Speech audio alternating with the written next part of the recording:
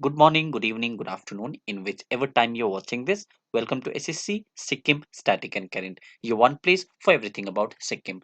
In this video, we are going to discuss the current affairs of Sikkim for the second week of November, that is from 8th of November 2021 till 15th of November 2021. So, before moving towards the session, let us start this session with a small prayer such that एउटा session भरि हाम्रो positive spirit बनिरहोस्. The prayer goes like this. O Holy Spirit, we pray for you to be with us everywhere, guiding each step in our learning, putting your righteousness in our hearts and your words on our lips to lead us to the virtuous path of divine purpose. With this, let us begin the session. This news is classified into two categories.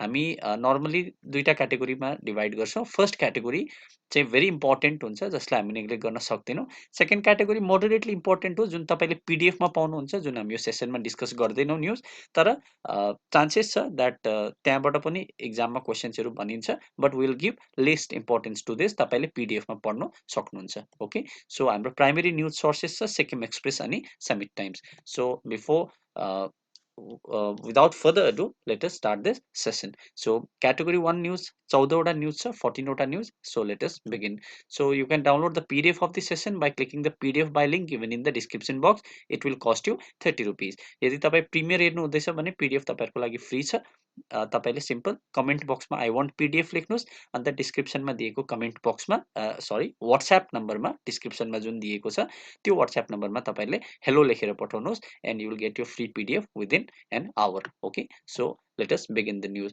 Our first news sir, two Sikkim girls shortlisted for national camp for under 19 SAFF championship.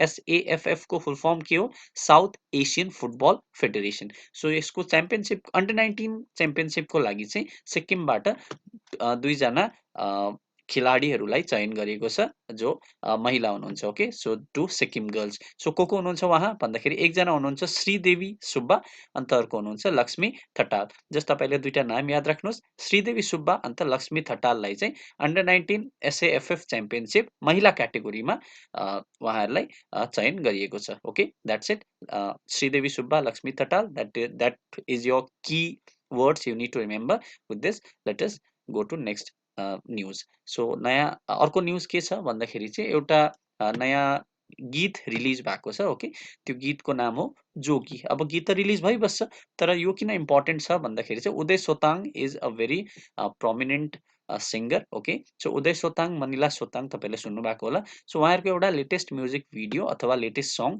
Jogi release भएको छ अन्त त्यो चाहिँ कसले release गर्नुभयो भनेर in case सोधिहाल्यो भने त्यो चाहिँ गर्नुभयो हाम्रो एडुकेसन मिनिस्टर को हुनुहुन्छ Kunganima Lepcha okay so Kunganima Lepcha who is our education minister release a music video for Uday Sotang's Jogi okay so अर्को न्युज हेरौँ very important news सिक्किम गभर्नमेन्टले COP 26 डिक्लेरेसन साइन गरेको छ COP को फुल फर्म के हो conference of parties okay conference of parties एउटा climate change related एउटा कन्फरेन्स हो ओके सो यो COP 26 को अन्तर्गत चाहिँ अब सिक्किमले पनि 2035 सम्ममा जिरो एमिसन भेहिकल्स मतलब जति पनि क्लाइमेट चेन्जमा कन्ट्रिब्युट गर्ने जति पनि ग्रीन हाउस ग्यासेसहरू छ त्यसबाट चाहिँ अब सिक्किमले पनि जुन गाडीहरूबाट त्यो ग्यासेसहरू निस्किन्छ त्यो चाहिँ अब सिक्किमले बन्द गर्ने कहिलेसम्ममा भन्दाखेरि चाहिँ 2035 सम्ममा चाहिँ जिरो एमिसन गर्ने भनेर चाहिँ सिक्किमले पनि COP 26 declaration sign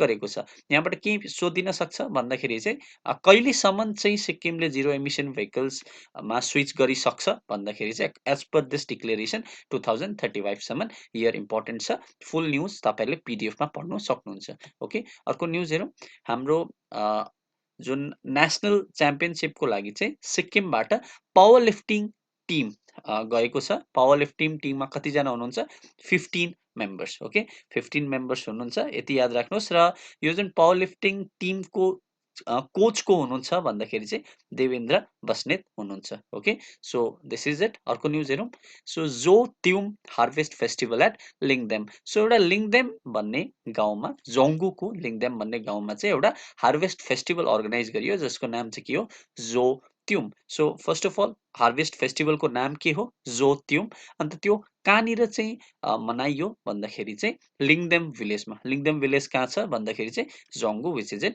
north Sikkim. Okay, यति कुरा याद राख्नुहोस्। अर्को न्युज हेरौँ। Sixth news, first Sikkim inter bank futsal tournament kicks off. यो अब एज अ टुर्नामेन्ट नै त त्यस्तो इम्पोर्टेन्ट छैन, तर इन्टर ब्याङ्क छ र जुन एसबिएसको एक्जाम पनि आउनु आँटेको छ है।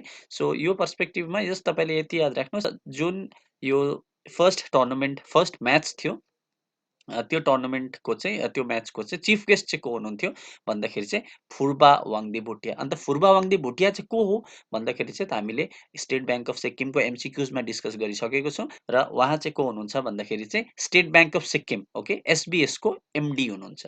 So MD state bank of Sikkim Phurba Wangdi Bhutia was the chief guest in this inter bank football टुर्नामेन्टको स्टार्टिङमा। अन्त यो जुन टुर्नामेन्ट कसले अर्गनाइज गरेको थियो भन्दाखेरि चाहिँ state bank of India. Not only State Bank of India, actually State Bank of India SC, ST and OBC Employees Council ले अर्गनाइज गरेको थियो। Okay, Sikkim unit. जस्ट यति कुरा याद राख्नुहोस्। अर्को न्युज हेरौँ। Tenzing Norgay award for HMI principal. यो एक्चुअली दार्जिलिङको न्युज हो, बट देन हिमालयन माउन्टेनियरिङ इन्स्टिट्युटको प्रिन्सिपल जो हुनुहुन्छ GP captain Jaikishan, okay, captain जयकिसनलाई चाहिँ तेन्जिङ नोर्गे अवार्ड दिएको छ। यति कुरा याद राख्नुहोस्। ओके, अर्को न्युज हेरौँ। Padmashri award for Tarundeep Rai. तरुणदीप राई जो सिक्किमबाट एकजना आर्चर हुनुहुन्छ, he represented India at Olympics, Tokyo Olympics 2020 र तरुणदीप राई जो सिक्किमबाट हुनुहुन्छ उहाँलाई पद्मश्री अवार्ड दिएको छ, which is the fourth highest civilian honour in India. Okay, so Padmashri award has been awarded to Tarundeep Rai. अर्को न्युज हेरौँ। एउटा कोलाबोरेसन छ एनआइटी सिक्किम, कोलाबोरेसन भइरहेको छ एनआइटी सिक्किमको अरू पनि थुप्रो थुप्रो इन्स्टिट्युटसँग कोलाबोरेसन भएको थियो, हामीले अगाडिको न्युजहरूमा डिस्कस गरिसकेको छौँ। यहाँनिर फेरि एनआइटी सिक्किमले एउटा एमओयू साइन गरेको छ आइआइटी बम्बेसँग, के को लागि भन्दा स्टुडेन्ट एक्सचेन्ज अनि एकाडेमिक कोअपरेसन एन्ड रिसर्च कोलाबोरेसनको लागि। ओके, यति कुरा याद राख्नुहोस्। अर्को न्युज हेरौँ। ओमी गुरुङ, यो नाम तपाईँलाई याद हुनुपर्ने यदि तपाईँले एसएससी सिक्किममा एसपिएससी जुन जिएस सिरिज जुन फर्स्टमा भिडियोजहरू आउँदै थियो त्यसमा यो क्वेसन मैले क्वेसन अफ द सेसनमा राखेको पनि थिएँ। ओमी गुरुङ, ओमी गुरुङ को हुनुहुन्छ? एकजना भन्दाखेरि चाहिँ फ्यासन डिजाइनर हुनुहुन्थ्यो, अन्त सोसियल एन्टरप्रेनर हुनुहुन्छ। कहाँबाट? सिक्किमबाट।